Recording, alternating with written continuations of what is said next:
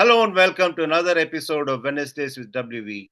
On this episode, I'm going to have a guest who's taken the world by storm, and she's considered as one of the best captains this game has ever seen. She's been a part of multiple World Cup victories, and that too as a captain. And as a batter, her ability to chase targets down under extreme pressure is folklore. Obviously, you would have guessed by now, it's none other than Meg Lanning. It's my privilege to present to you Meg Lanning, the former Australian captain. Your fabulous tactical acumen, was it inherent or did you grow up in an environment where a lot of cricket was discussed? Uh, I think I've learnt a lot along the way. I think generally my philosophy is uh, sort of a captain out on the field has been to just go with gut instinct a lot of the time. There's certainly a lot of planning that goes into it, but one thing I sort of did work out pretty quick is that you can have all these different plans and think things are going to happen, and it very rarely actually pans out that way. So you need to be able to think on your feet and adjust to the conditions and the game situation in front of you. And I guess that's sort of been one of my strengths over the years is being able to read the game and try and adapt on the run, which I think is really important, particularly in the shorter formats. You don't have a lot of time to think. I was going to get to that later, but captaincy at a young age did not seem to have been a burden on you as a batter because you broke one record after another. Yeah, I think that's something I've um, tried to stick with through my career is that when I go out to bat, I'm just there to score runs. Sort of the captaincy is not necessarily part of that sort of situation. My job as someone in the top three is to contribute to the team and to help win the game. So I've sort of been able to separate that relatively well throughout my career and not let that sort of come into my mindset and thinking too much, which has seemed to work pretty well. No sooner than you took over as captain, you won the World Cup for Australia. How was that? Yeah, that was I think that was 2014 in Bangladesh, the T20 World Cup. Again, I didn't really know a lot about what I was doing. I think I had a really good support network around me to help me sort of get through that. There's some really good senior players as well who'd played a bit of cricket, and the team was sort of relatively settled too. So that helped me out a bit. Yeah, and I guess the biggest learnings for me were the on-field stuff sort of I found came a little bit more naturally to me, I guess. As I said, I was able to just go with the flow a little bit and use my gut instinct a bit, but it was sort of all the other off-field requirements and commitments and that sort of thing, which I probably didn't realize until I was in the job, and even just trying to keep the team ready to go, make sure the environment's fun and enjoyable and somewhere where people want to be, and sort of building those relationships. That was probably the part where even throughout my career and even now is something that I keep learning about, and probably is the thing I put most of my time into. There is a view that you were highly imposing, even domineering at the start of your captaincy career. Any merit to this view? Probably, yeah. I think I've definitely changed a little bit over the time, both as a leader and as a person. I guess become a little bit more relaxed and really understanding of who I am, and that's as a cricketer and person as well, and I guess just sort of realizing that everybody's different. People see things differently. They prepare differently. They require different things to be able to feel comfortable, and that was probably something I wasn't very good at the start. I sort of saw things a certain way and didn't quite understand that that's not the way everybody saw or thought about things. So the off-field stuff and managing people is certainly an area where I probably adapted a little bit and hopefully gotten a little bit better at over the time, because that's a massive part of being a leader is managing people and trying to get the best out of them, and that's sort of what you need to put a lot of your time into. I'll soon pick up the updated view of what it is now about you. You're a good hockey player as well. How much did hockey skills help you when you batted? Yeah, I was okay at hockey. I call myself a cherry picker, which is where you stand on the circle and just deflect balls into the goal without really doing too much. It was sort of the sport I played in winter just to sort of keep me fit for cricket, run around a little bit. So yeah, I think the hand-eye coordination probably has been pretty helpful. But yeah, apart from that, I'm not sure how much it's helped me apart from sort of keeping me fit when I needed to. Chasing and landing were almost like Tweedledum, Tweedledee. Let us in on the secret of your success in that respect. What was that, sorry? Chasing and Chasing. landing, they were like Tweedledee, Tweedledum, went hand in hand.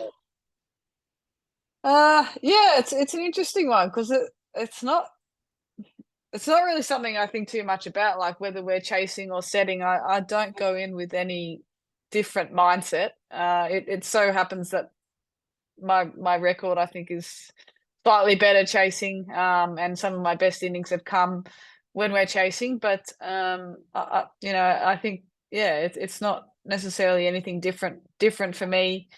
I just go out there and try and sort of set the platform and put some pressure on the bowlers. That's the main thing, and then I know that if I'm playing my natural game, that naturally the scoreboard will be ticking over, and we'll sort of be in the game from there. So yeah, it's an interesting one. I think I'm not sure why I did so well in chases because it sort of didn't occur to me too much until people sort of started speaking about it. Was there any specific way you prepared yourself to absorb the pressure? Um, I think it was just sort of getting in the contest and competing. I'm naturally a very competitive person, and I found when I sort of did that, then I was able to get myself into a good mindset to play well. I think over time I understood what my strengths were and what sort of things I needed to manage, I guess, going into a batting innings. And I felt like I had a really good, clear plan going in, and that allowed me to just sort of react and play to the ball each time. So yeah, there was nothing overly complicated about it. Yeah, I just tried to back in my strengths and try and put the bowlers under a little bit of pressure by doing that. And yeah, especially in one day cricket, once you get set, that the opposition stops trying to get you out. Really, they're just sort of in defensive mode. So if you can manage those first sort of 15, 20 balls and get off to a reasonable start, you're sort of able to just keep batting without too much pressure from the field or the bowlers. Harmanpreet Kaur's blitzkrieg in 2017 World Cup gave you girls a bit of a jolt, didn't it? Yes, that's to put it lightly, I think. That was one of the most incredible innings I've seen. We didn't really have any answers to it. And yeah, it was a bit of a sort of shock to the system, I guess. It probably exposed a few flaws and a few areas where we probably weren't performing at our best, or areas that we needed to improve, and it highlighted it on the biggest stage. So um, while it wasn't ideal to sort of go through that, I think our record sort of post that um, was was excellent, and I think the learnings from that sort of day had a massive impact on how successful we were for the sort of 4 or 5 years after that. Your working relationship with Matthew Mott is part of folklore. Did that chemistry develop over a period of time or was it spontaneous? I think naturally at the start we understood pretty early that we thought about the game pretty similarly. He was a really good people manager as well, which I think was something we needed at the time within the Australian squad. I think sort of moving into that more full time contract sort of area. He'd obviously been in the men's system a lot and sort of knew what was involved in that, and how um, sort of the athletes sort of think in that sort of space. So I think we had some very similar views on how we wanted the team to operate right from the start, which was good. And then obviously it developed over time as well. Once you start to spend a bit of time with with someone and they're around the group a lot and you understand how they work, then that helps build the relationship. And we worked really well together. I think add Rachel Haynes into that mix was sort of the extra ingredient, which sort of made us work even better, because she was really good at challenging us and asking questions when we needed it. And then once we made a decision, we were all on the same page and moving forward. So we all seemed to work really well together as a team. The hiatus from the game in 2022, was that actually the beginning of the end? Well, I guess looking back on it, it probably was. I probably didn't know it at the time. Yeah, I mean, I guess after that one day World Cup that we won over in New Zealand, that was sort of the end of a bit of a cycle, I guess. It was a really big build up to that over a period of time. And once we sort of achieved that, for me personally, it's sort of, things sort of shifted a little bit in terms of my mindset, and I probably struggled with motivation a little bit, and sort of what I wanted to achieve. And then, I've said this previously, but when I don't sort of have the full commitment or motivation to do something, I'm sort of half in, half out, and that's not what I want to be. So it took me a while to work it out, I think, why that was happening and why I was sort of feeling the way I was. And I tried to sort of keep going and keep playing. And there were certain elements that I still obviously love about playing the game. I still love playing the game, but touring's hard. And it's, there's more and more days away now, and there's a lot more to it than just the sort of the 3 hours out on the park every few days. So I guess I've sort of came to that decision with the international cricket over a period of time. Sort of very content with that call now. And it's a nice little balance for me, being able to play a bit of cricket still, but not sort of have that full burden of touring and everything that comes with it. But watching you bat in the WPL, it gives me an impression there's at least 3,000 runs left in your kit bag. International runs. Maybe. I'm not sure. I just didn't have the commitment levels, I guess, to what was required to be part of that Australian team, and that wouldn't have been fair on the team or sort of me to put myself in that position if I wasn't 100% committed. So I think, as I said, I'm content with my decision and where that sits, and I'm lucky I still get to play the game I love a little bit, in a bit of a different setup and different phase. I've got more time to be able to do other things and not be away so much and sort of in the grind of touring. Yeah, I was getting to that. Leading Delhi Capitals is providing you the right dose of cricket, enjoyment, and also do other things in life as well, isn't it? Yeah, absolutely. Delhi's a great team to be a part of. They really welcoming. It's really a family, and even the players, the support staff, everyone who's involved make it a lot of fun, and that's what cricket should be about. And probably, to be fair, I probably lost that real enjoyment factor for a little bit. And just playing in a tournament like this certainly brings it back, and you realize why you play. So I was always looking forward to coming back to play with Delhi this season. The WPL is a great tournament. It's creating a really great platform for not just the established players around the world, but some younger players as well, which is great. So I've thoroughly enjoyed it so far, and looking forward to the next sort of week or so, and hopefully we can keep playing well and see where we end up. I've always been fascinated by the confidence you have in Jess Jonathan, and that's continuing in the Delhi Capital setup as well, isn't it? It is, yeah. We've played a lot of cricket together, and she has always been someone who I know what I'm going to get. She's performed in big moments under pressure before, and I think when you sort of have that, you have confidence in them to do it, even perhaps when as maybe perceived they're not playing at their peak, or maybe perhaps not as confident, but I just know what I'm going to get. So it's nice to have her here with Delhi. She was great for us last year, and it's been a challenging sort, but can't fault her attitude and effort here with Delhi. She always wants to do what she can for the team, and it's nice to see her doing well. Yeah, watching you both, it gives me the impression that if you want a mountain to be moved, you'll call upon her. She'll come and move it effortlessly and say, "What next, skipper?" Yeah, I guess it's just having confidence in the people around you and backing them in. I think that's um, that's really important. When players feel confident and comfortable within themselves, then they're going to perform at their best. So that's sort of my idea behind leadership and captaincy, is trying to give everybody that confidence.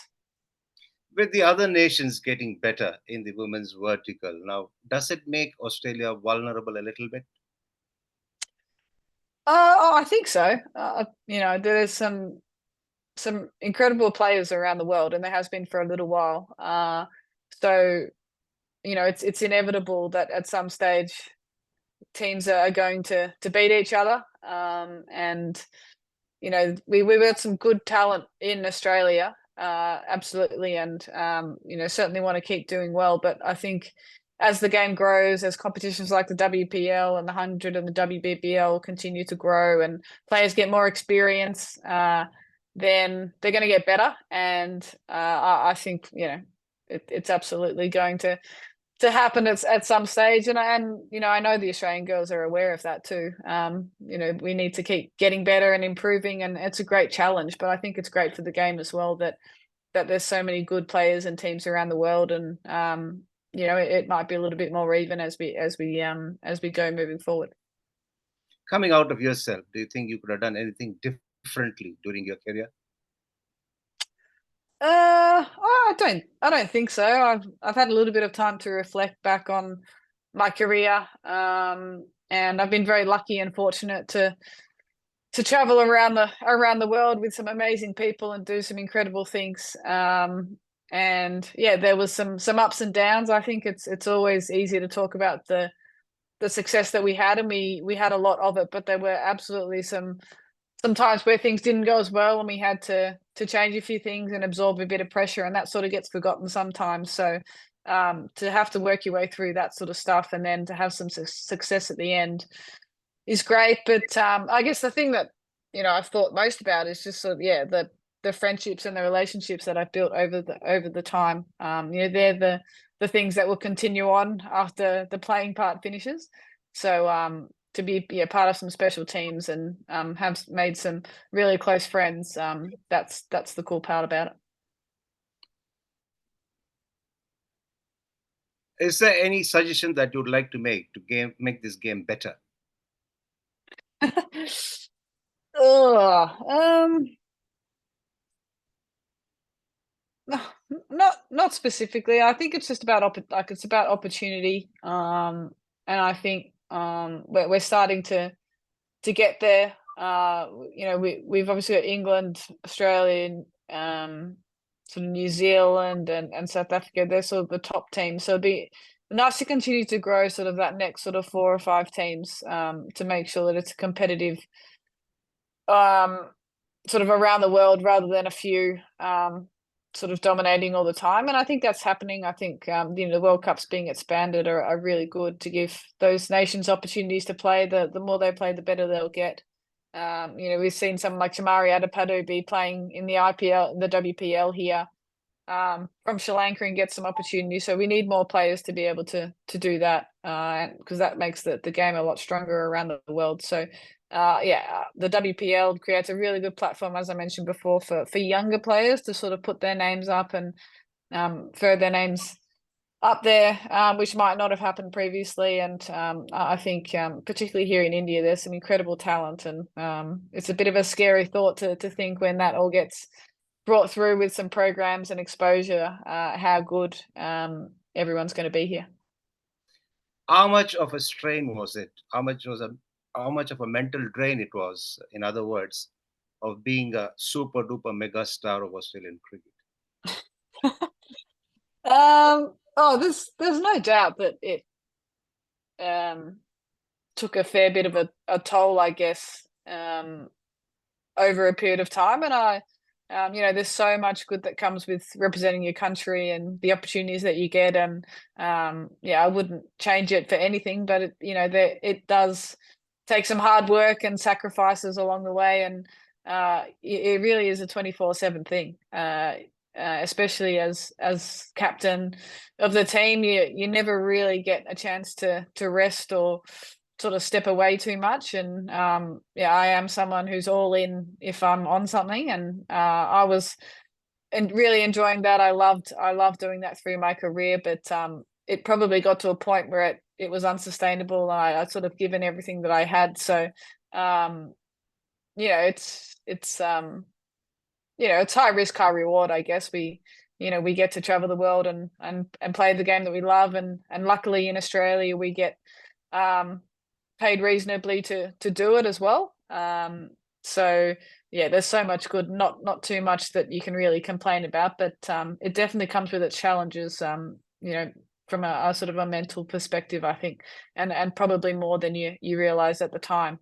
So that's something I've sort of reflected on a little bit since I've retired, I guess, just how much energy you put in mentally and physically to getting the best out of yourself and trying to have some success as a team.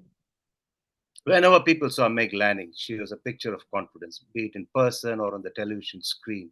But did you at any stage go through some self-doubts at all? Oh, absolutely. Yeah. I became very good at putting the mask on and pretending like I had everything under control, even though I definitely didn't. And for a long time during my career, I probably didn't really talk to many people about it. I just sort of internalized it a fair bit and found a way to get through. But I guess towards the back end of my career, I probably had to find a few people who I trusted to be able to just have some open and honest conversations with, which lifted the burden a bit, I think, and helped me sort of be able to sort of make sense of a little bit of stuff. And I think what I have sort of learned is that everybody's got something happening that's something's good, something's bad, but often you wouldn't really be able to notice with people, because we do get very good at pretending like we sort of have everything under control. And I was certainly one of those people who did that. Whether that was a good thing or a bad thing, I'm not sure. Will Meg Lanning be ever tempted to wear the baggy green again? No. My time representing Australia is well and truly done. I'm very lucky in a way to be able to go out on my terms. And when I still felt like I was performing quite well and probably did have some more runs in me, but I just don't have that real drive and desire to put everything into it that I need to. So as I said, I'm very content with my call to finish up at international level. But I love the game. I love playing. If it could be game day every day, I'd be pretty happy with that. I don't love the training side of things as much. So that was certainly something that came into it as well. But I'll be a keen observer from now on. A word of advice to all the aspiring cricketers. Any advice? Yeah. A word of advice. Just to back yourself in and try things. I think often we get a bit nervous about failing and things not sort of working out. But I think the more we can encourage people to try something new or work on something new and go out there and do it, then I think people will improve really, really quickly, and that will improve them individually and as a team and the game as well. So see so many people and young people come in and just play it safe and not want to fail. And cricket is a sport where you probably fail more than you succeed. So sort of trying to get used to that as much as you can, and not letting that deter you in going out there and chasing what you want to get, I think is really important. Thanks a lot for your time, and it is a pleasure chatting to you. And all the very best for your WPL campaign and also for all your endeavors in the future. No worries. Thank you. No surprise at all. the conversation had to be enthralling when you have somebody like Meg Lanning on the show. I'm sure all of you would have been delighted and you would have been left earning for more, I'm sure. That's the kind of personality she is, and that's the kind of character that Meg Lanning has been, who's enthralled the entire cricketing world with her batting and her captaincy. And of course, she couldn't have done it without the kind of acumen and intelligence that she displayed during this conversation. And as I always say, for those who are joining us for the first time, log on to the handle of Sportstar and catch up with all the earlier episodes where some terrific stuff is there for you. And also subscribe and like and press all the buttons that are there to be pressed. And for those of you who've been with us all through from the start, keep it going and also keep your comments coming so that we know what exactly it is that you would like us to do in the upcoming episodes. Until I catch up with you next time, be good and stay safe.